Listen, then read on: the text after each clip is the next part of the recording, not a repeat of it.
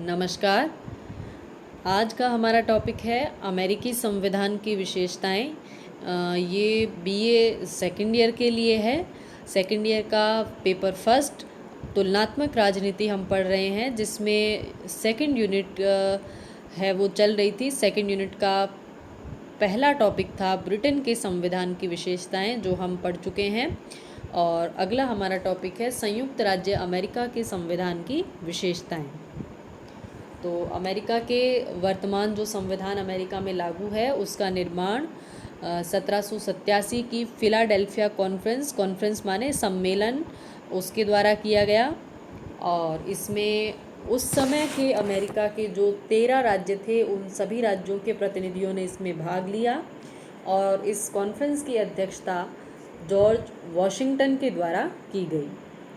इस संविधान को उन राज्यों के रेटिफिकेशन पुष्टि के बाद में फाइनली 1789 में इसको लागू किया गया।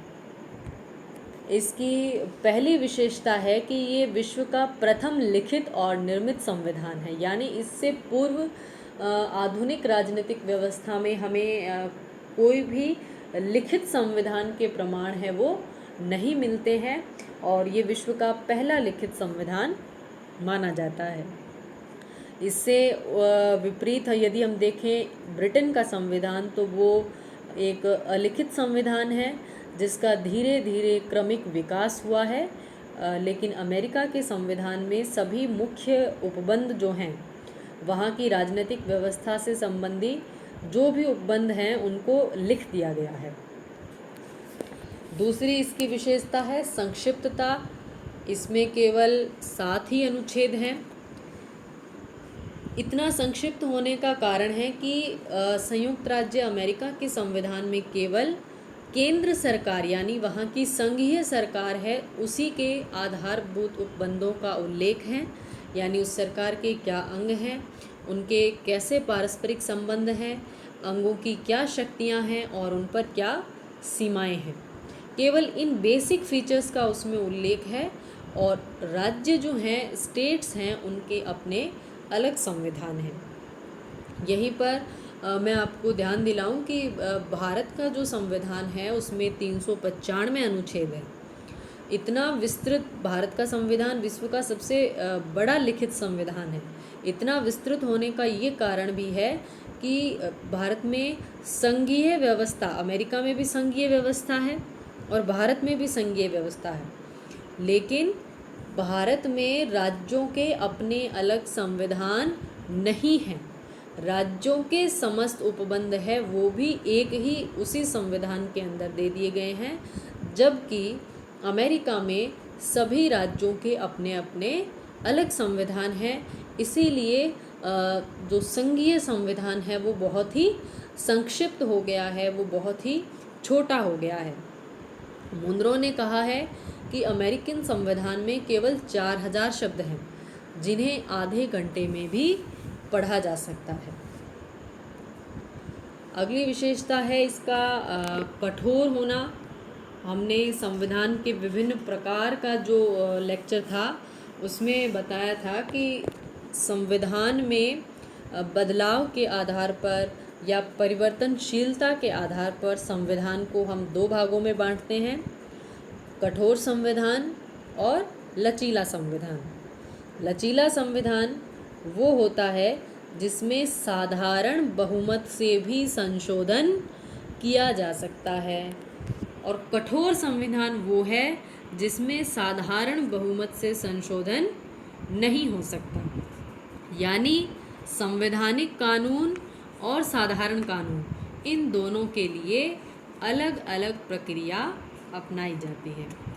तो यहाँ हम देखते हैं कि अमेरिका का जो संविधान है उसमें इन 200-250 वर्षों का ये जो उसका कार्यकाल हो चुका है, उसमें केवल मात्र 27 संविधान संशोधन हुए हैं, और जिसमें से 10 तो हैं वो 1791 संविधान लागू होने के 2 वर्ष बाद ही कर दिए गए थे, जो कि मौलिक अधिकारों से संबंधित है। यानी ये विश्व का कठोरतम संविधान एक तरीके से कहा जा सकता है, क्योंकि इसमें बदलाव लाना है वो एक दुष्कर प्रक्रिया को फॉलो करना पड़ता है, एक कठिन प्रक्रिया है वो उसके लिए अपनानी पड़ती है। वो प्रक्रिया क्या है? संविधान में संशोधन के लिए प्रस्ताव है वो कांग्रेस के द्वारा भी किया जा सकता है और राज्यों के द्वारा भी किया जा सकता है। प्रस्ताव यानी किस प्रकार का हम संशोधन चाहते हैं उससे संबंधित प्रस्ताव है वो कांग्रेस यानी अमेरिका की व्यवस्थापिका और दूसरी ओर राज्यों के द्वारा भी ऐसे प्रस्ताव लाए जा सकते हैं। इसके कॉन्ट्रास्ट में यदि हम देखें तो भारत में राज्यों को संविधान में संशोधन करने संबंधी प्रस्ताव लाने का हक नहीं है, लेकिन अमेरिका में राज्य है वो भी संशोधन के प्रस्ताव ला सकते हैं। तो प्रस्ताव किस तरीके से लाए जाते हैं कि संशोधन के लिए यदि कांग्रेस प्रस्ताव लाना चाहती है तो भी दोनों सदनों में उपस्थित और मत देने वाले सदस्यों का 2/3 बहुमत उस प्रस्ताव के लिए आवश्यक होगा।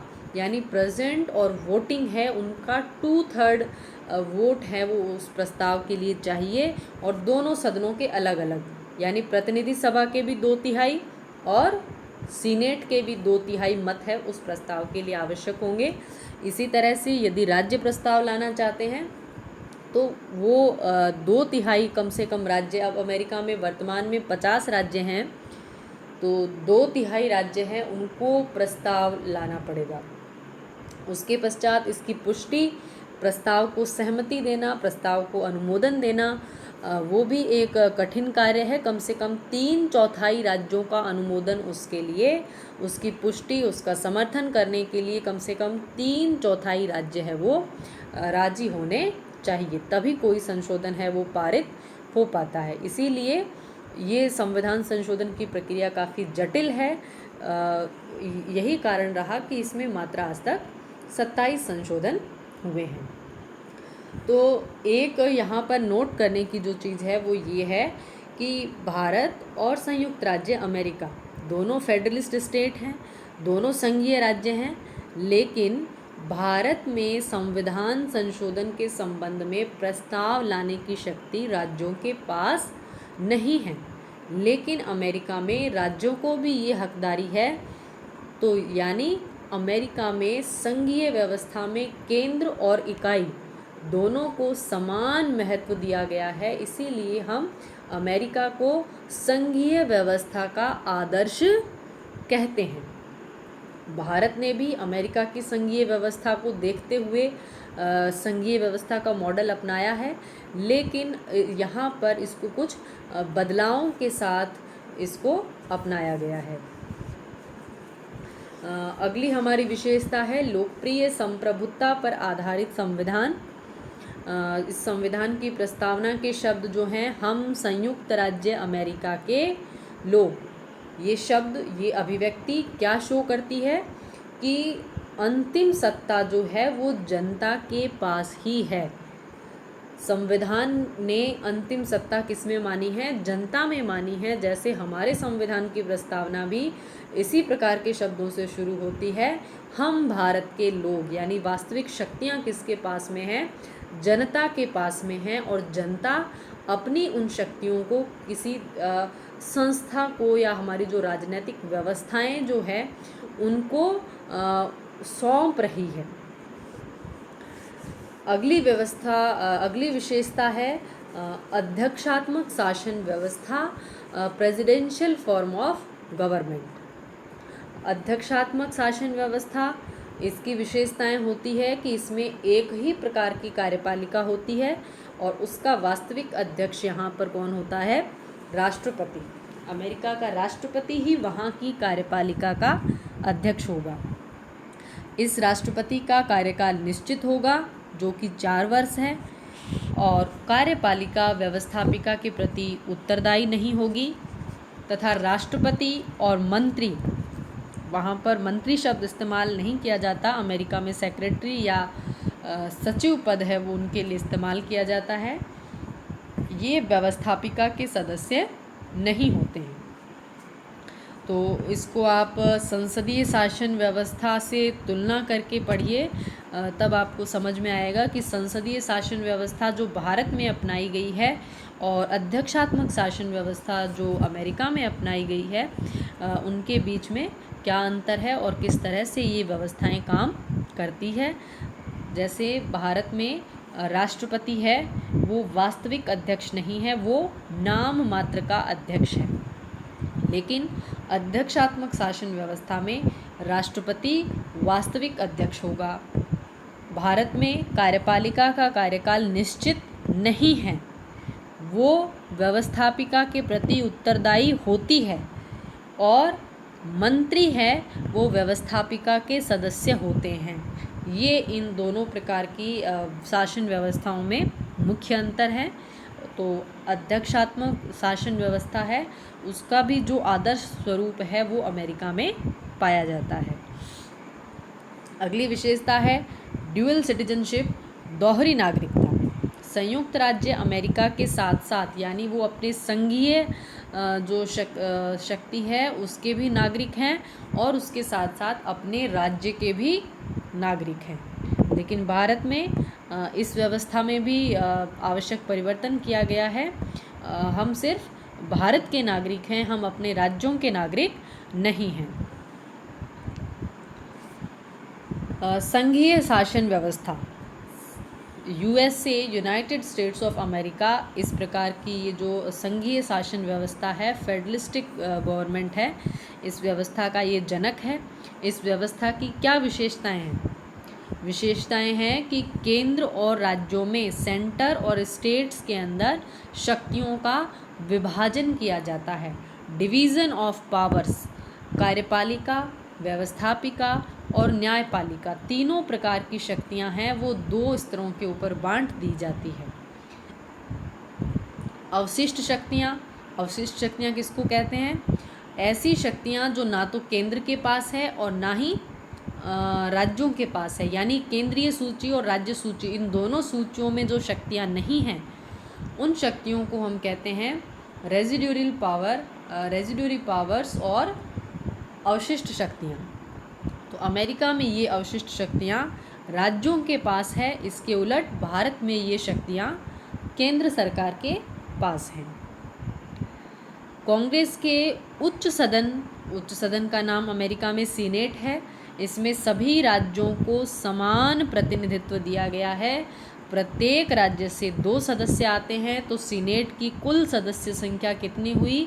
50 राज्य, प्रत्येक राज्य से 2 सदस्य, तो कुल सदस्य संख्या सीनेट की होती है 100। तो ये सभी संघीय व्यवस्था के लक्षण होते हैं जो अमेरिका में बखूबी पाए जाते हैं। इसके बाद है गणराज्य। गणराज्य किसे कहते हैं? ऐसी शासन व्यवस्था जिसमें शासन का प्रधान है वो उत्तराधिकार के आधार पर अपना पद ग्रहण नहीं करता है, बल्कि निर्वाचित होता है। वो निर्वाचन का तरीका प्रत्यक्ष भी हो सकता है और अप्रत्यक्ष भी हो सकता है। तो अमेरिका के अंदर जनता के द्वारा राष्ट्रपति को अप्रत्यक्ष रूप से निर्वाचित किया जाता है। अब देखेंगे भारत भी एक गणराज्य है, ठीक है, क्योंकि भारत का जो राष्ट्र का जो प्रधान है राष्ट्रपति, वो भी वंशानुगत नहीं है, बल्कि उसको भी जनता के द्वारा ही निर्वाचित किया जाता है। फिर है स्वतंत्र व सर्वोच्च न्यायपालिका।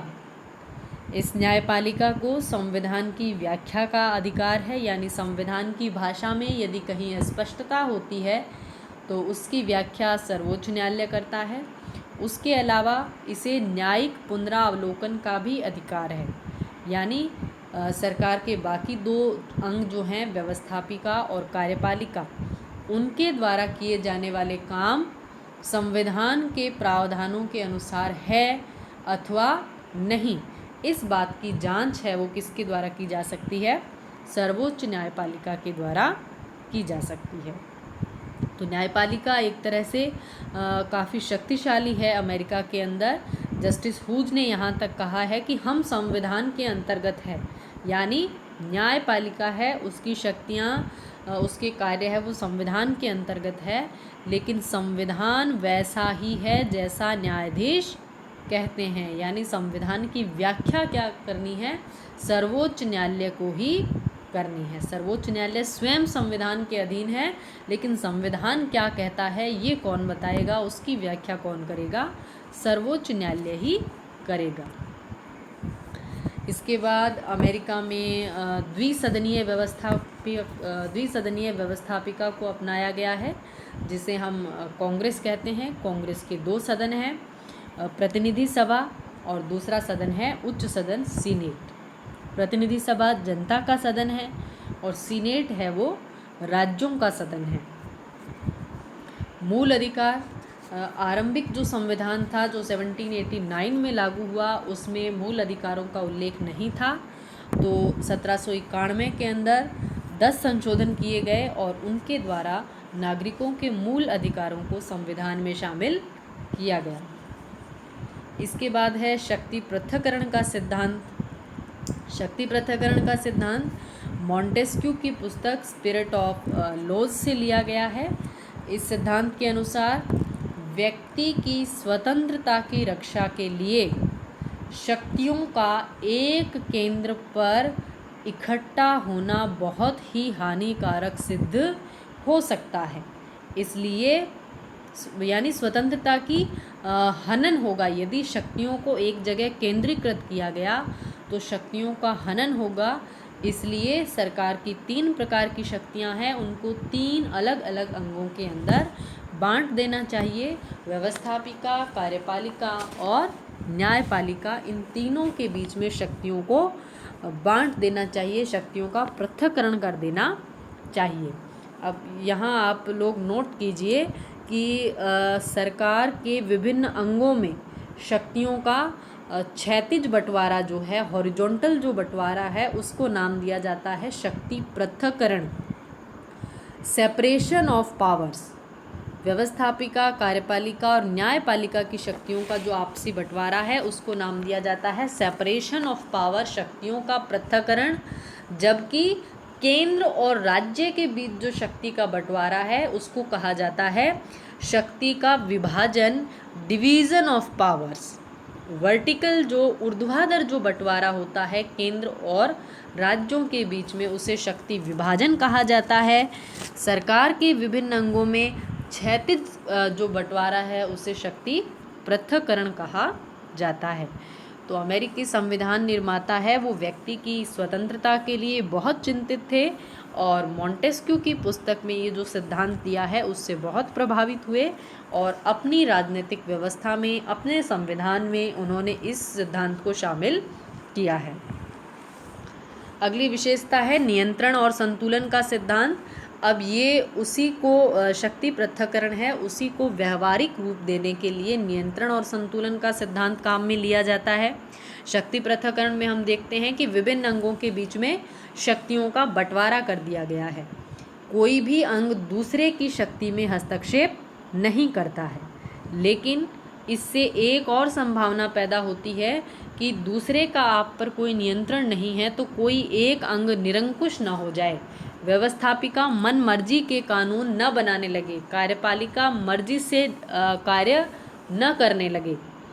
इसके लिए क्या किया जाता है, एक दूसरा सिद्धांत है चेक एंड बैलेंस, नियंत्रण व संतुलन, कि सभी अंग एक दूसरे से पृथक तो है लेकिन एक दूसरे पर कुछ सीमा तक नियंत्रण भी रखेंगे। राष्ट्रपति के द्वारा जो नियुक्तियां की गई है, सीनेट की स्वीकृति के बिना वो लागू नहीं हो सकती। न्यायपालिका के न्यायाधीशों पर व्यवस्थापिका के द्वारा महाभियोग लगाया जा सकता है। कार्यपालिका है, उसकी वित्त संबंधी जो आवश्यकताएं हैं वो व्यवस्थापिका के ऊपर बजट के माध्यम से उसके ऊपर निर्भर करती है। यानी शक्तियां बांट दी गई है लेकिन फिर भी नियंत्रण एक दूसरे के ऊपर बना रहे ताकि कोई भी अंग है वो निरंकुश ना हो सके। तो ये थी अमेरिका के संविधान की विशेषताएं। उम्मीद है आप लोगों को समझ में आई होगी। तो इनको समझने के लिए आपको अध्यक्षात्मक शासन व्यवस्था, संसदीय शासन व्यवस्था, संघीय शासन व्यवस्था और एकात्मक शासन व्यवस्था की आधारभूत जो बातें हैं उनको समझना आपके लिए आवश्यक है। तो आप ये वीडियो देखने और इसके साथ ही पीडीएफ को भी पढ़ें। धन्यवाद।